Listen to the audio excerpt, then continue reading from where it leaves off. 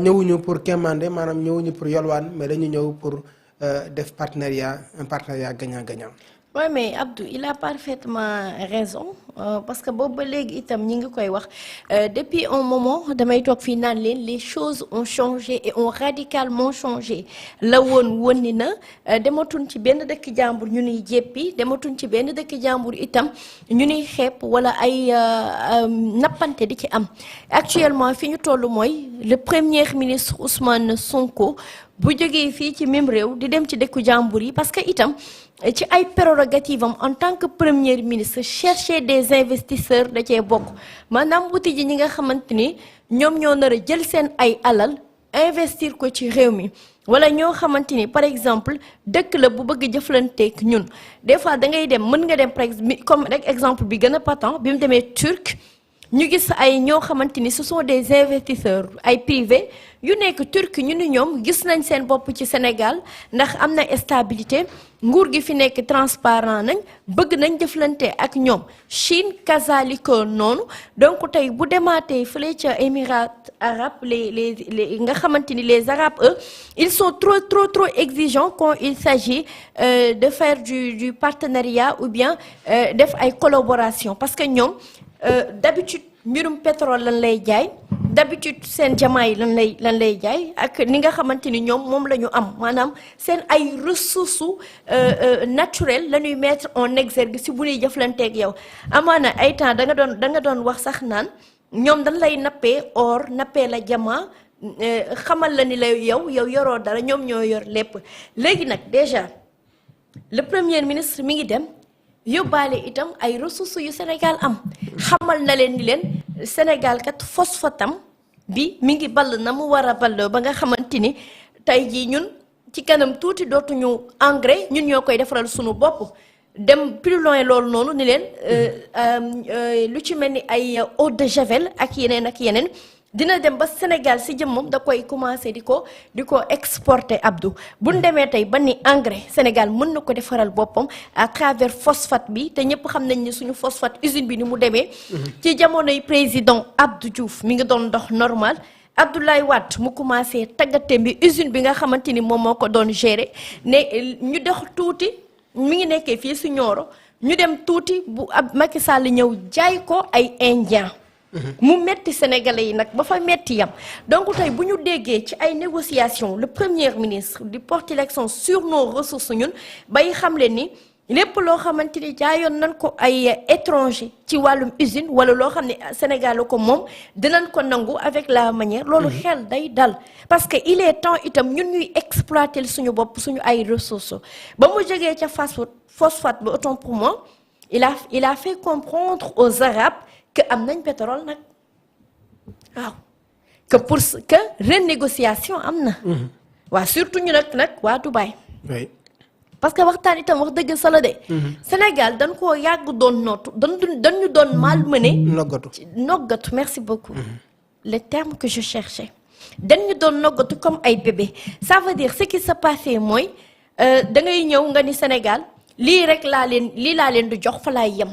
ñun ñu nangul la ko ni la waa foonu diri baax na le premier ministre encore une fois il vient de dire que renégociation de nos contrats pétroliers dafa am Abdou loolu la sénégalais yépp doon yàkkamti parce que mënuñu moom suñu alal ba pare ay étrangers sous prétexte que dañu koy exploiter wala dañu koy génneel ci suuf si que ñoom ñoo ñu ci war a ëppale ñun ñoo ko moom suñu yëf la suñuy suuf la ne léegi nag Mauritanie gii di commencer di làkk ay daadaa xam nga am na yoo xamante ni il faut ñu teel koo lijjanti parce que le premier ministre du Sénégal dem na ci Émirats arabes dégg nañ waxu pétrole gi ni wax ñëpp xam nañ ni am na ci fu nu dem ca benn frontière ba Sénégal ak Mauritanie am na yu bëree bëri yu nu bokk mais dafa am pourcentage yu ëppante dafa am ci ay pourcentage yoo xamante ni dafa ëppante te benn moment bi Sénégal moo ci ëpp nag Mauritanie loolu mooy lii dëgg parce que loolu la ñu waxante woon ca boni tracé ak kenn ku nekk ñu lay xamal fa nga war a yem comme rek kaaw bi ñuy napp naan frontière fii la war a yem ak yi ñu ciy bàyyi xel. beneen mbir boo xamante ni itam le premier ministre fàttali na ko naar yi Abdou muy suñu or te wax na leen dëgg ñun or bu pur bi la ñu am ñun amuñu or boo xamante ni par exemple comme melul ni comme ñoom dëgg la Dubaï tey boo ko waxee sa xel ci lu muy dem ci ay or lay dem yooyu noonu ñu doon jaay di ñu ko nappee ak di ñu wax ni ñu yéen seen ay bés ñëwagul ay quelque temps lay ñëw le premier ministre tey dafa changer complètement la donne xamal leen ni leen kat am nañ suñu or xam ngeen ko bu baax parce que moom il te montre da lay wan carrément situation réew mi fi mu toll ni la lii yëpp am nañ ko nii ak nii lañ ko bëgg doxalee fii ak 2036. Ça veut dire day délimité dans le temps ni la fii ak 2027 bi par exemple lii ak lii lañ ci nar a def ci ay barure lii ak lii lañ ci nar a def léegi yow boo ñuy accompagner tu vas nous accompagner selon nos besoins. Abdou nekkatul yaa ma neex de nekkatul da ngay jël ca àll ba say mbalit indil ñu de nekkatul da ñuy imposer de dañ koy waxtaanee. suñ ko waxtaanee ñun li ñu bëgg ñun ñii bu dee soxla nañ li ñu bëgg nga ñuy defal mënoo ko ñu seeti ji sa moroom léegi nag conscient des enjeux de l'heure tey naar yi xam nañ bu baax fan Sénégal taxawee lan moo tax ñoom ñu naan ñoom ñëpp d'accord nañ ci conditions yi mooy wane ni la woon ni na c'est pourquoi le premier ministre a tenu à être clair net plus précis en stipulant ouvertement que ñëwuñu ñaan si ñun duñu ay ñaankat ña doon ñaan yeneen i jamono la mais au 21e siècle en 2025 où nous avons le président de la République Bassirou Diomaye Diakhar Faye un premier ministre tel que Ousmane Sonko demuñu ci benn dëkk di yalwaan demuñu ci benn dëkk di toroxlu demuñu ci benn dëkk di nëbb sunu moomeel wala sunu ay ameel pour ñoom ñu ñëw di investir di ñu yërëm wala di ñu may ay stade wala di ñu may ay cité wala ay pàkk defuñu ko dañuy ñëw wan la li ñu am suñu force xamal la ko évaluer la ko nga xam ne kat dëkk bii nii mi ngi évoluer dëkk buy avancer la et il a très bien fait et ñun ñëpp a kontaan tey sénégalais yëpp bi ñu dégloo de A à Z le premier ministre li mu wax yëpp foofu la ca Dubaï ak na mu doxlantee ak naar yi yow da ngay fier ndax yaay une réalité ñu wax ko te dee bu njëkkaan naar yi ñu xees ñi dañ doon xaw a xeeb un peu ñi nga xamante ni ñoo di africain yu noir yi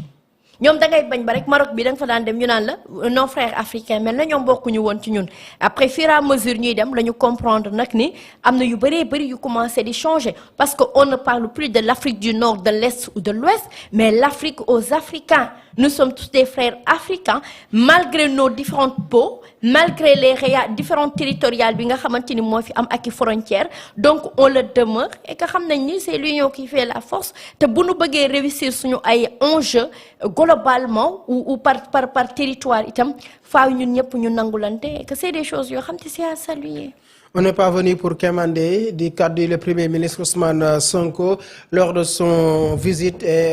la signature de partenariat entre les Émirats arabes unis et le Sénégal mu nekk kaddu Ousmane Sonko moom nag bu mu fa jógee le premier ministre Ousmane Sonko dafay daal di dem du 13 au 14 fële ca Italie ca Milan. ngir daje ak ñi nga xam ni rek moo di la diaspora sénégalaise présenter leen le plan de redressement économique social du pays nga xam ni daañu waxtaanee li nga xam ni moom la diaspora bi war a def xam ngeen itam am na lu ñuy doon fësal ci réew mi mu di diaspora bond alors ñu koy xaar avec vraiment une attention particulière avec une forte mobilisation aussi ñu ngi jógee fu ne bus yi ci Italie Treviso ak yeneen dëkk yi nga xam ne ñoo nekk foofu nar a ñëw daje ak le premier ministre sa impression lan la ci